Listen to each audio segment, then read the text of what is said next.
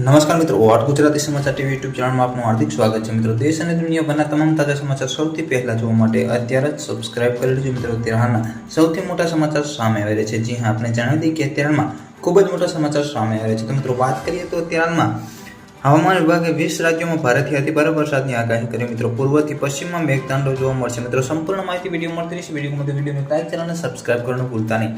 તો મળતી માહિતી મુજબ આપણે જણાવી દઈએ કે કમોસમી વરસાદના રૂપમાં આકાશમાંથી વરસી રહેલા આફતોનો હજુ પણ મિત્રો રાહત મળી નથી. વાત કરીએ તો હવામાન વિભાગે આગામી 4 થી 5 દિવસમાં ઉત્તર પશ્ચિમ અને મધ્યથી લઈને ઉત્તર અને પૂર્વ દક્ષિણ ભારતમાં 20 રાજ્યો અને કેન્દ્ર શાસિત પ્રદેશોમાં વિવિધ સ્થળોએ ભારેથી અતિભારે વરસાદને લઈ રેડ એલર્ટ અને ઓરેન્જ એલર્ટ જાહેર કર્યું છે.